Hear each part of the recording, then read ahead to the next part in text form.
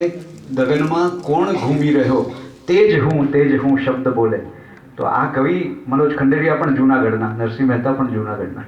તો કેટલી સરસ વાત છે કે નિરખને તું ગગનમાં તો અહીં ત્યાં ને બધે હું છું, મને ધારી લે મનમાં તો અહીં ત્યાં ને બધે હું છું, મને ચશ્માની માફક પહેરવાનું છોડી દો મિત્રો, મને ચશ્માની માફક પહેરવાનું છોડી દો મિત્રો, મને આંજો નયનમાં તો અહીં ત્યાં ને બધે હું છું.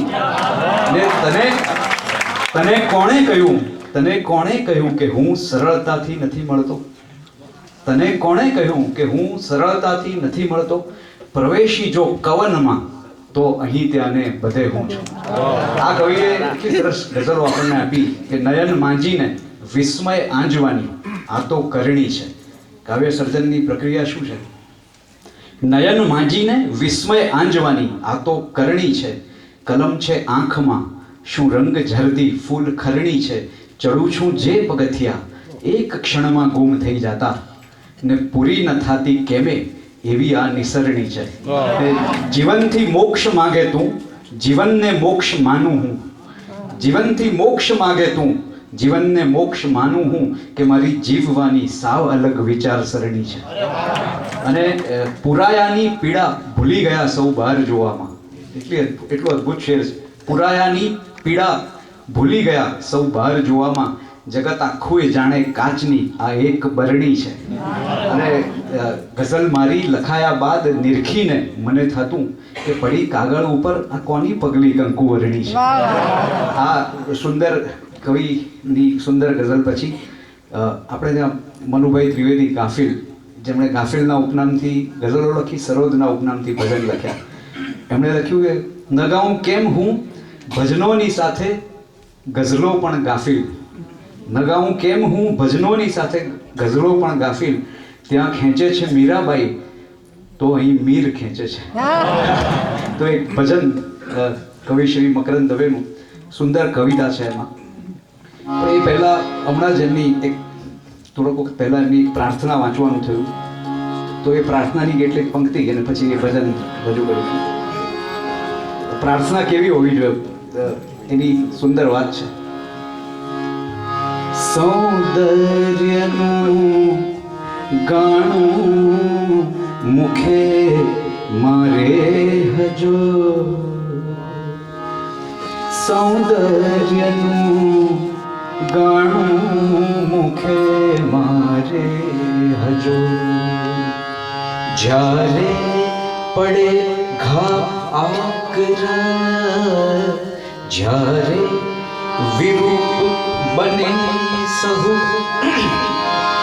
ને વેદનાની ઝાડમાં સળગી રહે વન સામટા, ત્યારે અગોચર કોઈ ખૂણે લીલ વર્ણ ડોલતા હસતા કુણા તરણા તણો, ગાણું મુખે મારે હજો, સૌંદર્યનું ગાણું મુખે મારે હજો. સ્વપ્નથી ભરપૂર આ મારા મિનારાઓ પરે, જ્યારે પ્રહારો વજ્રના વિગડે, જ્યારે પ્રહારો વજ્રના વિપડે, ને નોબતો સંહારની આવી ગળે, ને ધૂળ ભેગા કાટમાળો પીખતી ઉપહાસની ડમરી કદી ઊંચે ચડે, ત્યારે અરે પ્રેમે પ્રફુલ્લિત કો સ્વરે, આ વિશ્વના માંગલ્યનું ગાણું મુખે મારે હજો, સૌંદર્યનું ગાણું મુખે મારે હજો. પછી કવિ કહે છે વજન કરે તે હારે રે મનવા, ભજન કરે તે જીતે, ભજન કરે તે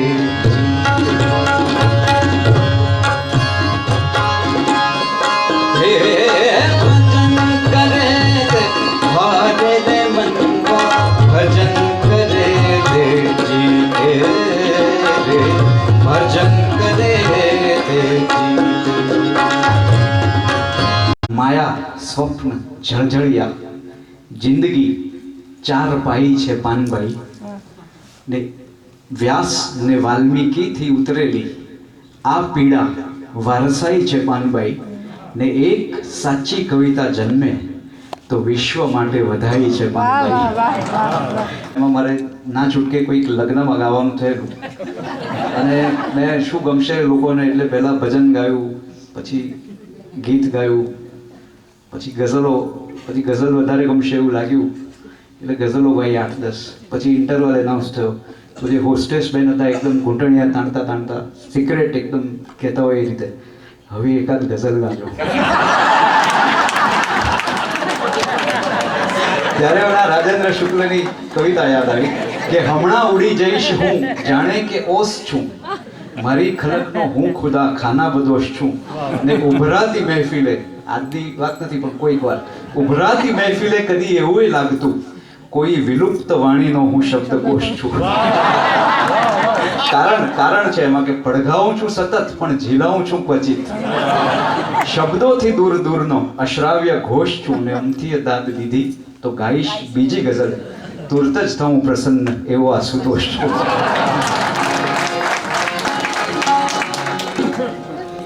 આજે લોલીપોપની વાત થઈ, અમથી હોપ લઈ બેસી રહો, મોંમાં લોલીપોપ લઈ બેસી રહો. મનોજ ખંડેરિયાએ ખૂબ સરસ ગઝલ લખી. क्षितिजे खास जेवी લીલી ક્ષણ અમને દોડાવ્યા, क्षितिजे खास જેવી લીલી ક્ષણ અમને અમારા જ ઈચ્છાના હરણ દઈ અમને